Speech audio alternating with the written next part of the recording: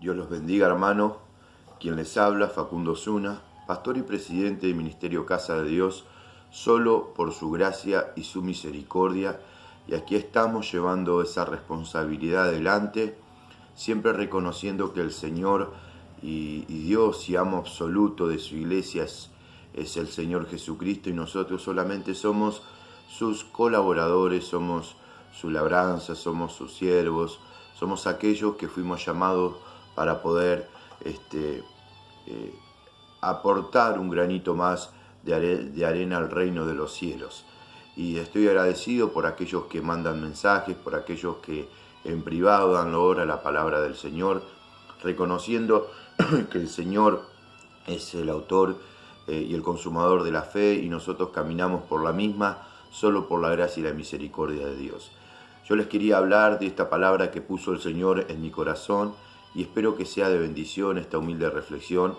La misma nos enseña a entender de que Dios es un Dios de oportunidades, y nosotros no debemos menospreciar y mucho menos menoscabar esa oportunidad o esas oportunidades que el Señor nos da día a día. Por ejemplo, si nosotros miramos en el Salmo, en los Salmos, en el libro de los Salmos, en los Salmos y en el Salmos capítulo 25, nosotros podemos ver una palabra, un versículo que nos habla, o al menos nos simplifica la esencia de Dios, porque Dios es un Dios que dentro de su esencia es un Dios de oportunidades. En el Salmo 25, en el versículo 6, dice: acuérdate, oh Dios, de tus piedades y de tus misericordias, que son perpetuas. Fíjense en que dice: acuérdate, oh Dios, de tus piedades y de tus misericordias. En la esencia de Dios, en la persona de Dios, Dios es nuestra oportunidad y es un Dios de oportunidades. Nosotros no debemos menoscabar ni menospreciar esa oportunidad que nos da el Señor para poder apropiarnos de la misma y ejercer con gozo, con alegría, esa paternidad, o al menos esa comunión con el Espíritu Santo de Dios. Nosotros en esencia podemos ver que Dios es un Dios de oportunidades. Y si nosotros miramos en Lucas, en el Evangelio según San Lucas, el médico amado, en el capítulo 15, nosotros podemos observar una historia muy particular, y esta historia habla del hijo pródigo, esta parábola que el Señor comparte, y dice lo siguiente: también dijo un hombre tenía 2 hijos, y el menor de ellos dijo a su padre: Padre, dame la parte de los bienes que me corresponde, y le repartió los bienes. No muchos días después, juntándolo todo, el hijo menor se fue lejos a una provincia apartada, y allí desperdició sus bienes viviendo perdidamente. Y cuando todo lo hubo malgastado, vino un gran hambre en aquella provincia, y comenzó a faltarle. Y fue y se arrimó a uno de los ciudadanos de aquella tierra, el cual le envió a su hacienda para que apacentase cerdo, y deseaba llenar su vientre de las algarrobas que comían los cerdos, pero nadie les daba. Y volviendo en sí dijo: ¿cuántos jornaleros en casa de mi padre tienen abundancia de pan, y yo aquí perezco de hambre? Me levantaré, iré a mi padre y le diré: Padre, he pecado contra el cielo y contra ti, ya no soy digno de ser llamado tu hijo, hazme como a uno de tus jornaleros.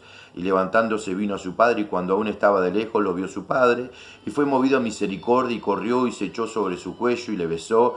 Y el hijo le dijo: Padre, he pecado contra el cielo y contra ti, ya no soy digno de ser llamado tu hijo. Pero el padre dijo a sus siervos: sacad el mejor vestido y vestirle, poner un anillo en su mano y calzado en sus pies, traer el becerro gordo y matarlo, y comamos y hagamos fiesta, porque mi hijo muerto era y ha revivido, se había perdido y es hallado. Y comenzaron a regocijarse. Fíjense en que el hijo pródigo, en esta parábola, él tomó la decisión de salir, de pedirle a su padre la parte de los bienes de su herencia que le correspondía. El padre se lo dio, y él vivió perdidamente, dice las Escrituras, hasta que tuvo que estar en una situación bastante particular, y ahí él reflexiona y dice: voy a volver a la casa de mi padre.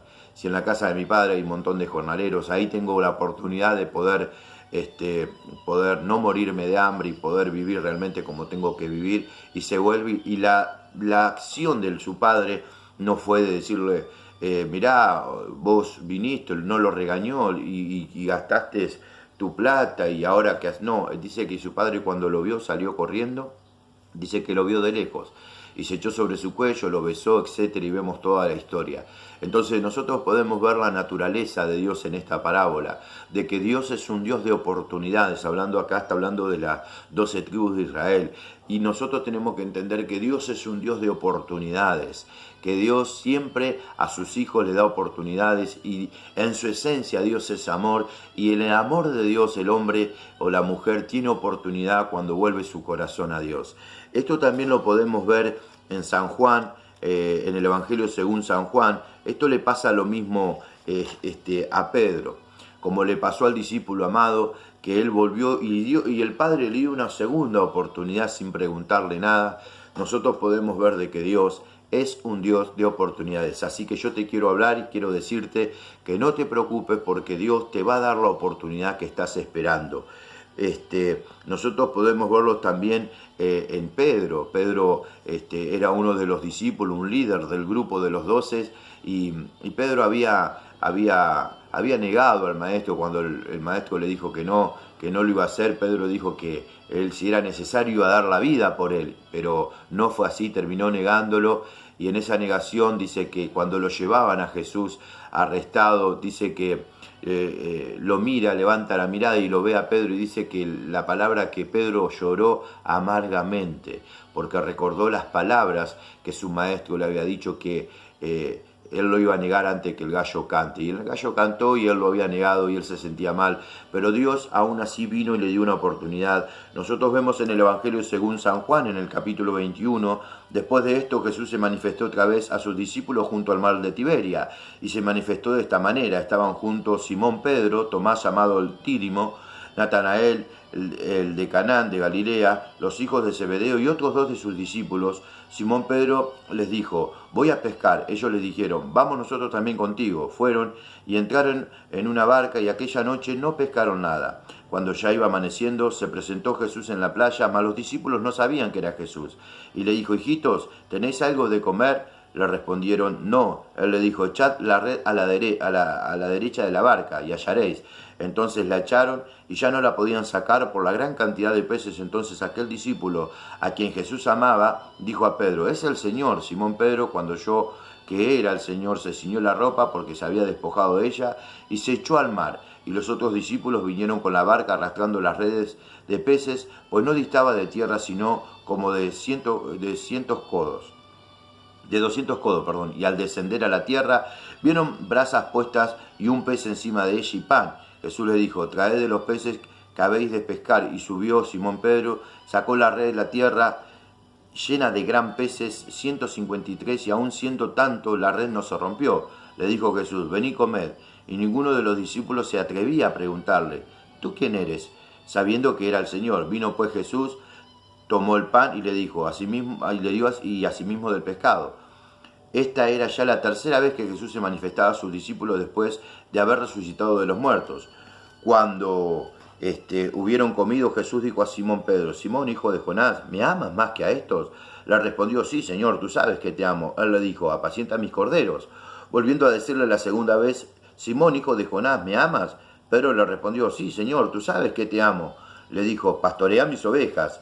Le dijo la tercera vez, Simón, hijo de Jonás, ¿me amas? Pedro se entristeció de que le dijere la tercera vez, ¿me amas? Y le respondió, Señor, tú lo sabes todo, tú sabes que te amo. Jesús le dijo, apacienta mis ovejas. Y bueno, y después le profetiza la manera que iba a morir. Pero nosotros podemos observar más adelante en el versículo 20 que dice, volviendo Pedro vio que le seguía al discípulo a quien amaba Jesús, el mismo en que en la cena se había recostado al lado de él. Y él le había dicho, Señor, ¿quién es el que te ha de entregar? Cuando Pedro lo vio, dijo a Jesús, Señor, ¿y qué de este? Jesús le dijo, si quiero que él quede hasta que yo venga, ¿qué a ti? Sígueme tú. Nosotros podemos observar que Pedro había negado al Señor, ese Pedro que en un momento el Señor le habla y le dice que tire la red a la derecha en el pasado, y había sacado una gran cantidad de peces y que salió del agua y se humilló y lo reconoció como el Hijo de Dios. Esta vez estaba nuevamente llamándolo a su comunión, y lo espera con fuego, que representa al Espíritu Santo, lo espera con, en este caso, el pan, y hablando de la prosperidad, de la comunión, y lo espera con el pescado, hablando de la bendición, que la bendición estaba en las manos de Jesús, y aún así dice que la red no se rompió. Naturalmente se tenía que haber roto, pero ahí estaba produciéndose varios milagros a la misma vez, y el Señor lo llama y le pregunta si lo ama 3 veces, etc. Vemos todo el pasaje, lo acabo de leer, pero cuando Pedro iba caminando hacia Jesús, y Pedro entiende que Jesús lo estaba llamando, Pedro le pregunta, ¿qué de este? Hablando de Juan. Y el Señor dice, ¿qué? Si yo quiero que se quede hasta que yo venga. O sea, la oportunidad la tenía Pedro. Entonces nosotros podemos ver de que Dios es un Dios de oportunidades. Al hijo pródigo le dio la oportunidad. A Pedro le da nuevamente la oportunidad para apacentar a la iglesia del Dios vivo. Y Dios es un Dios de oportunidades. Su naturaleza es una naturaleza de oportunidades. Por ende, nosotros que somos hijos de Dios, de la misma manera debemos ser personas que demos oportunidades a los demás. Porque muchas veces nosotros, Dios nos da la oportunidad, pero tenemos el corazón tan duro y somos tan egoístas que no tenemos la capacidad ni la facultad de darle la oportunidad al otro. Nosotros tenemos que darle la oportunidad al que viene. Yo siempre digo, la vez pasada yo escuchaba hablar a un hombre, a un suegro, hablaba mal de su yerno, ¿no? Y yo lo miraba y no lo podía entender. Entonces me preguntan qué opinión tenía. Y yo le dije, yo entiendo que nosotros, o sea, cuando digo nosotros, hablo no de mi persona, sino la gente grande, la gente que ya tiene su vida realizada y que ya está viviendo sus últimos días sobre la tierra, en descanso, en que ya tiene una cultura de vida sobre la tierra, tiene que ser abono para el joven que viene. Como Pablo era abono para Timoteo, de la misma manera la gente que ya está formada tiene que ser abono para aquel que está recién creciendo, que está recién dando sus primeros pasos, y no juzgarlo, no maltratarlo, no menoscabarlo. Al contrario, uno tiene que ser abono, y si tiene la oportunidad poder darle una mano a quien necesita, a aquel que está empezando, hay que hacerlo. Hay personas que tienen por ejemplo, una moto, y quieren comprarse un auto, y en vez de agarrar esa moto y bendecir al pueblo de Dios y a bendecir al hermano que no tiene, no, prefieren darle a una persona que no conoce a Dios y la oportunidad de que tenga una moto, y no al pueblo de Dios, sea un auto, sea una casa, sea lo que fuera. A veces nosotros nos perdemos de vista ese principio fundamental. Por eso que nosotros debemos ser sabios a la hora de decidir, o al menos tomar una decisión. Nosotros no nos debemos apurar, siempre debemos consultar al Señor. Y la palabra del Señor nos enseña lo siguiente en Gálatas capítulo 6, versículo 10, nos enseña lo siguiente, dice: así que, según tengamos oportunidad, hagamos bien a todos, mayormente a los de la familia de la fe. O sea, si vos tenés la oportunidad de hacer el bien, porque Dios es un Dios de oportunidad y nosotros somos sus hijos, tenés que hacerle bien a la familia de Dios, a todos tenés que hacerle bien, pero mayormente a la familia de la fe. No, nosotros no somos de pensar en la familia de la fe. Nosotros pensamos en nosotros mismos, en que nosotros podamos tener nuestra victoria. Y nuestros hermanos que vienen detrás, bien, gracias. Y no debe ser así. Nosotros, si tenemos la oportunidad de hacerle bien a nuestro hermano, a nuestra hermana, nosotros tenemos que hacerle bien a la familia de la fe, no a aquel que no tiene al Señor.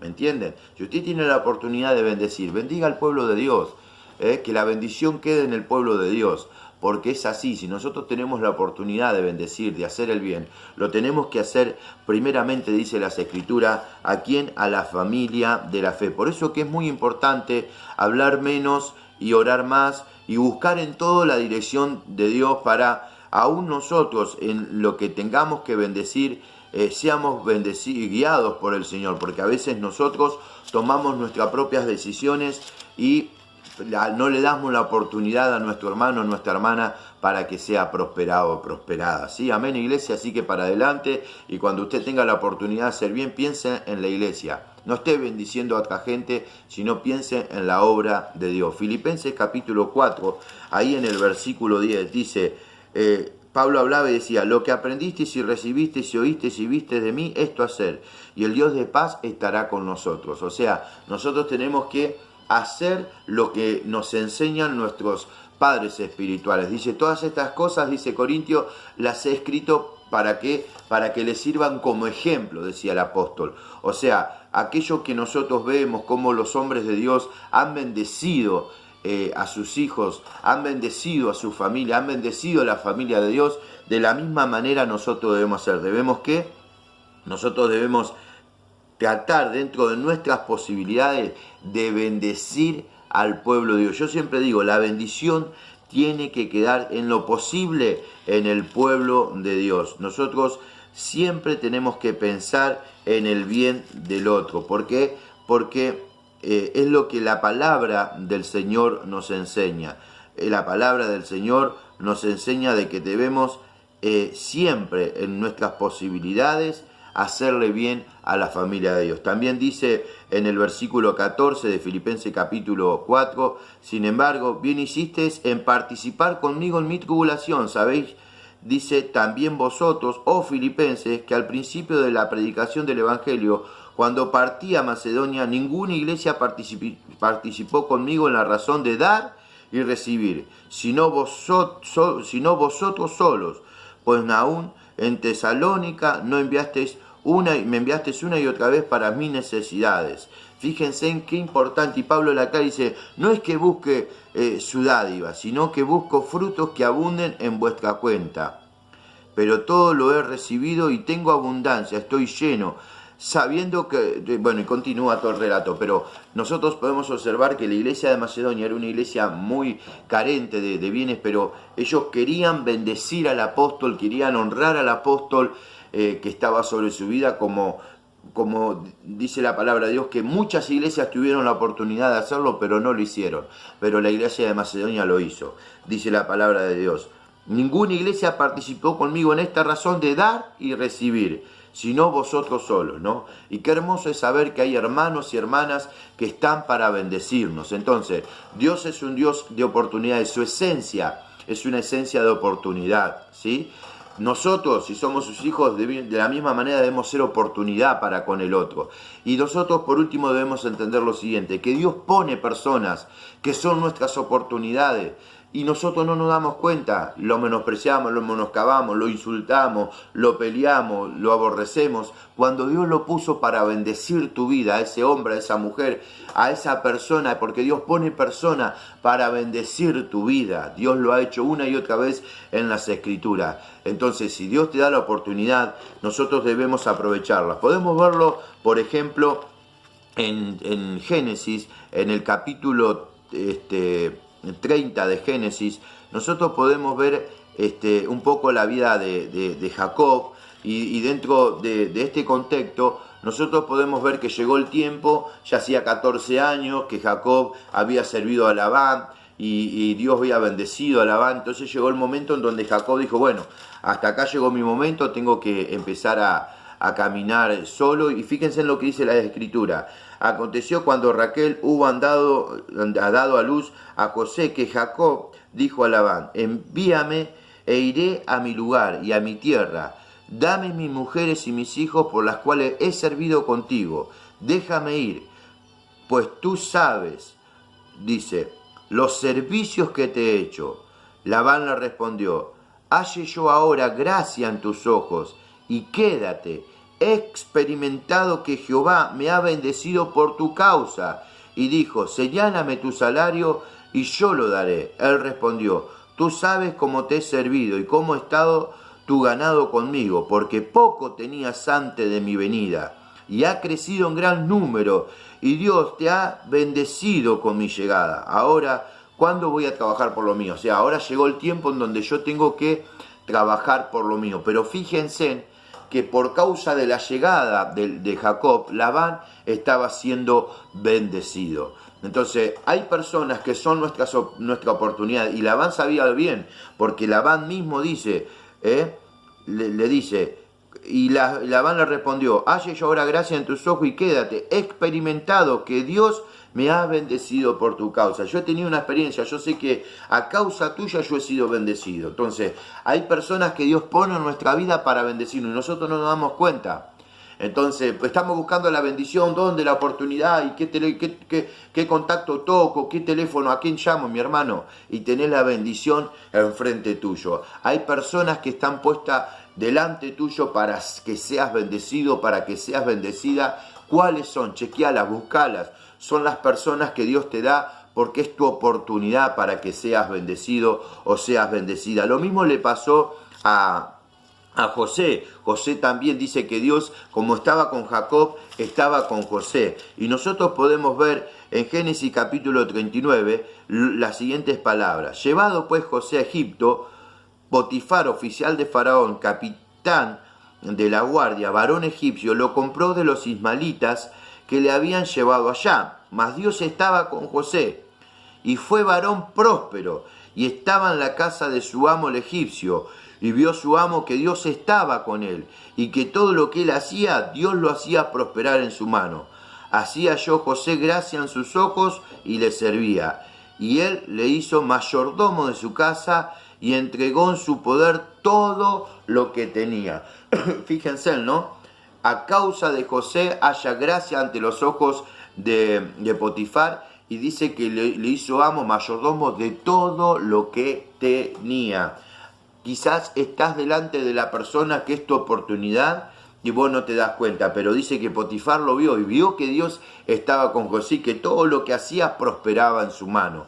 Hermano, debemos ser sabios a la hora de observar quién es esa oportunidad que Dios estableció para nuestra vida. ¿Quién es esa persona que Dios puso para bendecirte? ¿Quién es esa persona que Dios está usando para honrarte, para gratificarte, para bendecirte? Entonces, nosotros debemos ser sabios a la hora de observar, en este caso, a las personas que Dios pone en nuestras vidas como oportunidad. ¿Para qué? Para que nosotros seamos prosperados. Lo mismo pasó.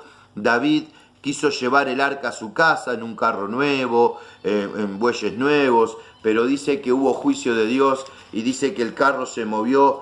Entonces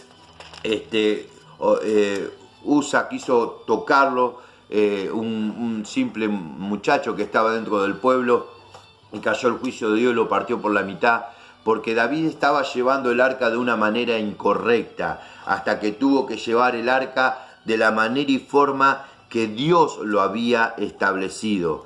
Entonces, en ese proceso, dice las Escrituras, en 2 de Samuel, capítulo 6, en el versículo 10, de modo que David no quiso traer para sí el arca de Dios a la ciudad de David, y la hizo llevar David a casa de Obed Edom Geteo.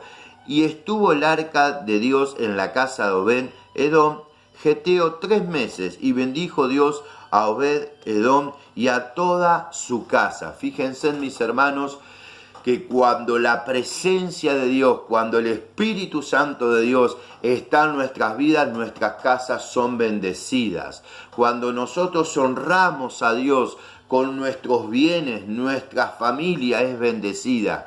Hermanos, qué hermoso es poder saber que nuestra bendición se encuentra en el Señor. Todas las tribus de Israel recibieron tierra, pero la tribu de Leví, Dios era su herencia. Y qué hermoso es poder saber de que quizás carecemos de ciertas cosas materiales, que carecemos quizás de un montón de cosas, porque ahí donde se tiene que glorificar Dios. Por ejemplo, abriste la heladera y no tenés nada, tenés que andar cuidando el detergente, mezclándolo con agua para que te dure más. Quizás estés cuidando tus zapatillitas, tus zapatos, de que no se rompa. Pero yo te digo que es ahí, en esos lugares, donde Dios produce el milagro. Lo hizo con aquella mujer, dice que no tenía aceite, y el profeta le dijo, anda a buscar vasijas, y no pocas, y fue a buscar vasijas, y de una vasija se multiplicaban las vasijas, porque donde no hay nada se produce el milagro. Donde estaba Obed Edom no había nada, pero llegó la presencia de Dios, llegó ese hombre de Dios, llegó esa mujer de Dios, y nosotros creemos que es maldición para nuestra vida, pero no es así. Ahí donde llega el hombre de Dios, ahí donde llega la presencia de Dios, ahí donde llega el Espíritu Santo de Dios, empiezan a acontecer los milagros y tu familia es bendecida, y no solamente materialmente, sino espiritualmente. Porque a veces nosotros, ojo, creemos que Dios nos bendice y el diablo también bendice. Por eso dice, y le mostró todos los reinos de la tierra. El diablo te puede mostrar y te puede hacer creer que vos estás siendo bendecido por Dios cuando no es así, porque si vos no sos fiel con el Señor en tus diezmos, tus ofrendas, en tus primicias, en tu oración, en la palabra, en la comunión, en caminar con Él las 24 horas, ojo, no creas que Dios te prospera. A veces el enemigo nos desenfoca del propósito de Dios en nuestros bienes. A veces nos da bienes el Señor para que lo administremos, pero nosotros somos desobedientes, egoístas, y vamos detrás de nuestra bendición y nos olvidamos del Señor. Y yo te quiero decir que ahí Dios no te bendice. Pero cuando vos realmente tenés un corazón dadivoso, generoso, que recibís la presencia de Dios en tu casa, recibís la palabra implantada tal como se predicó, que recibís el consejo de Dios y lo hacés, el consejo de tu pastor y lo hacés, y no andás chapuceando, no andás mintiendo, no, sí, y hacés la tuya, hermano, eso no es bendición. Pero cuando vos recibís la bendición como viene de parte del Señor y las Escrituras, Dios te bendice en gran manera. Así que, mi hermano, ¿quién es tu oportunidad? Dios es un Dios de oportunidades. Nosotros debemos darle oportunidades a los demás, y nosotros debemos saber que a veces Dios pone personas que son nuestras oportunidades para poder, en este caso, ser bendecidos, pero nosotros la menospreciamos, la menoscabamos. Y Israel mataba a los profetas que les era enviado. Aún al Hijo de Dios, al Mesías, mataron, ¿sí? Y lo menospreciaron y lo rechazaron. El Señor, llorando, dice: ¿cuántas veces los quise juntar como las gallinas juntan sus polluelos y no quisiste? Hay gente que no acepta, que no quiere vivir a su manera, y no se puede vivir a la manera de nadie. Un hombre de Dios había sido levantado, un hijo de Dios, y terminó haciendo un tema: vivir a mi manera. No sirve vivir a tu manera, hay que vivir a la manera de Dios. Hay que recibir el arca de Dios, hay que recibir la bendición de Dios, hay que recibir al Espíritu Santo en nuestro hogar para que la bendición caiga. Hay que recibir al hombre de Dios, hay que honrar a ese hombre de Dios que Dios pone sobre tu vida para que la bendición descienda sobre tu casa, se terminen los pleitos, se termine la violencia que hay en tu casa, el maltrato hacia tu esposa, el maltrato hacia tus hijos, el maltrato hacia tu hermana que vive al lado, a tu hermano que vive al lado, el maltrato hacia el vecino. No debe ser así. Nosotros debemos entender que la bendición de Dios no acarrea tristeza, iglesia, pero a veces no sabemos dónde está, y a veces está enfrente tuyo y no lo ves, mi hermano. Así que Jesús estaba enfrente del pueblo de Israel, caminando por la tierra, por su tierra, por Jerusalén, por la celestial, pero ellos no le veían. Demonios tienen, decían. Fíjense en cómo hablaban de su pastor. Demonios tiene, pero nunca me profetiza nada bueno, decía otro, cuando Dios le había mandado un profeta. Este profeta siempre decía la verdad. 400 profetas mentían, pero este varón decía la verdad. Y el rey dice: no, a este no lo quiero traer porque siempre me profetiza cosas duras. Hermano, es que es así. Los hombres de Dios no van a hablar lo que a vos te gusta, van a hablar lo que la palabra de Dios enseña. Hermano, Dios es un Dios de oportunidades. Debes ser una persona, hermana, escúchame lo que te digo, le hablo al corazón de alguien. Hermana querida, no tenés que ser egoísta, tenés que darle la oportunidad al otro para que sea bendición. No es para vos sola la bendición. Tercero, nosotros debemos saber que Dios pone personas que son nuestra oportunidad. Y cuarto, hermano, deja que la presencia de Dios descienda sobre tu hogar para que puedas recibir la bendición de Dios. Amado Dios, bendigo, Padre del cielo, a Ministerio Casa de Dios, como a las iglesias que oyen, Padre, esta humilde reflexión, y te pido que sea de bendición esta palabra, Padre, para que muchos puedan ser prosperados. Hermanos, acuérdense, la bendición de Dios se trata de la persona del Espíritu Santo, se trata de la palabra de Dios, se trata de la esencia del Padre, del Hijo y del Espíritu Santo siendo recibida en tu hogar. ¿Sí? Uno puede tener un hijo, ¿sí? Mira, entre ahora padres se matan con hijos. Un hijo es una bendición, sí, pero con el caminar del tiempo se te puede desviar como el hijo pródigo. Lo más importante es a Dios en tu casa, a Dios en tu corazón, a Dios en tu familia. Espero que haya sido de bendición este mensaje. Dios le bendiga mucho.